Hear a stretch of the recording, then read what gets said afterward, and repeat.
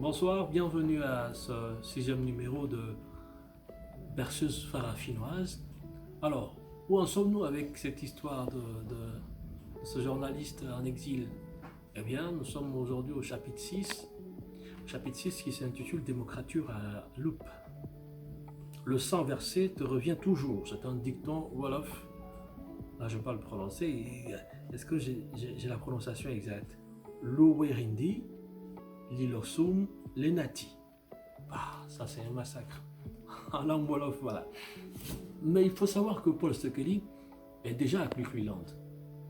Il est accueilli, hébergé par un collègue de Cleveland, un confrère, on va dire, Zef Asonsi. Zef Asonsi qu'il a rencontré dans ses nombreux séminaires internationaux.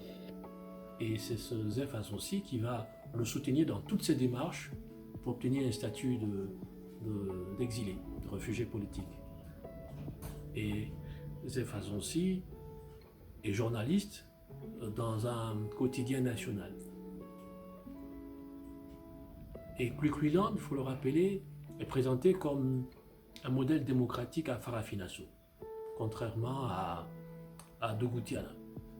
Cleveland a connu beaucoup d'alternances, enfin plusieurs alternances pour être précis, et est présenté comme un laboratoire de la démocratie à Farafinasso.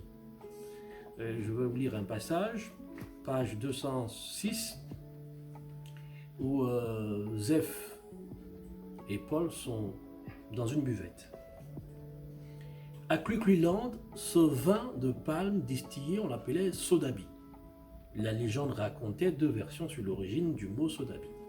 La première, celle retenue de l'exclamation d'un Anglais goûtant au breuvage artisanal à l'apparence de gin et s'écriant « So that be ».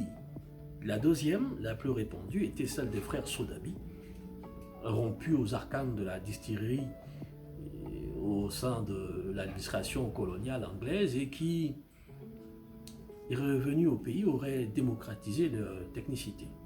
Qu'à cela ne tienne, le sodabi n'était pas du gin, le gin n'était pas non plus du sodabi. Autant le palais d'un excellent sommelier savait faire la différence entre un vin jurassien et un autre bordelais, autant les exégètes locaux ne se mélangeaient pas les pinceaux en matière de sodabi.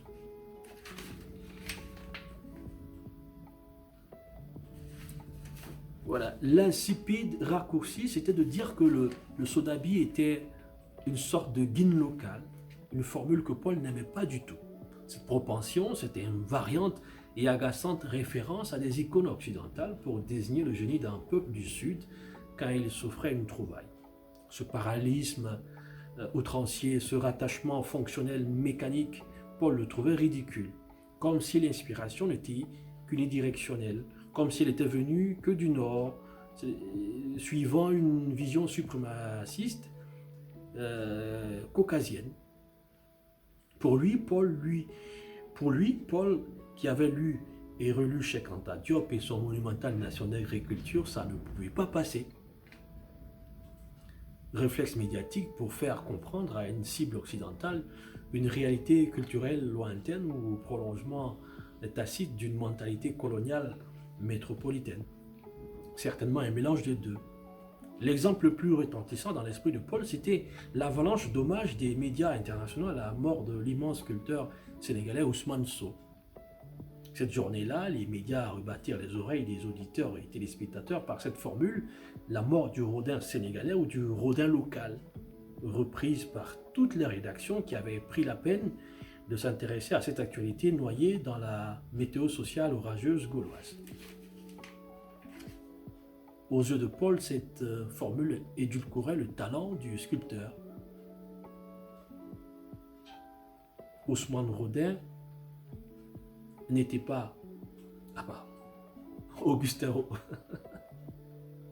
je reprends, comme si ces immenses statues qui trônaient symboliquement dans des lieux publics, Ousmane Sow les avait calquées sur celles d'Augustin Rodin. Bref, l'heure était à l'évasion, pas aux récriminations. Voilà, là c'est vraiment une prose aussi qui, qui montre un peu mon état d'esprit dans ma manière d'écrire. C'est-à-dire une forme de revendication du génie farafinois, donc sans parallélisme forcément aux exemples occidentaux. Donc l'occidentalisation de la pensée farafinoise me gêne un peu en tant qu'auteur, et j'ai voulu le démontrer ici. Et puis pour terminer, je vous renvoie à ce passage qui va montrer l'état de déliquescence de la démocratie à Kwikwiland, cette démocratie présentée comme un modèle sur le continent. À la sortie de la buvette, l'attention de Paul fut attirée par un attroupement de femmes, une cinquantaine de silhouettes ravagées par l'effet irréversible du temps, mais encore fermes sur pied. Des femmes, la soixantaine révolue, qu'entouraient des musiciens traditionnels. Elles étaient toutes de blanc vêtues, arborant des t-shirts à l'effigie d'un leader politique. Sous la contrainte de la chaleur, les t-shirts avaient troqué leur blancheur initiale avec un jaune bâtard. Maculés de poussière et de sueur, ils étaient les vestiges d'une intense débauche d'énergie. Les femmes rentraient du meeting inaugural d'un nouveau parti politique dont, comme il en existait une bonne centaine depuis le retour au multipartisme. Chanteuses traditionnelles, elles avaient été mobilisées dans leur village à coups de biais craquants pour venir animer le meeting du parti porté sur les fonds baptismaux. La note folklorique pour montrer que le leader du parti avait la tête dans la modernité mais les pieds enracinés dans la tradition, c'était celle qui l'assurait. Point de meeting réussi sans elle, du moins dans les campagnes. En ville, la musique d'inspiration urbaine leur volait la vedette. Voilà, c'est donc finalement ce passage qui est le dénominateur commun de ces démocraties-là. C'est-à-dire que une sorte de marchandage du vote. Là, c'est un passage qui décrit un groupe folklorique dont on a payé la prestation pour venir animer un meeting. Mais elles ne savent même pas de quoi il s'agit.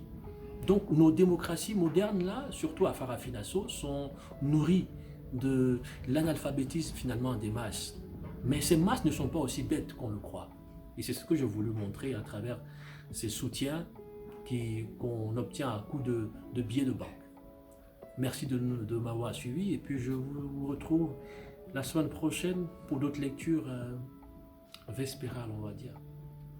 À la semaine prochaine. Bye.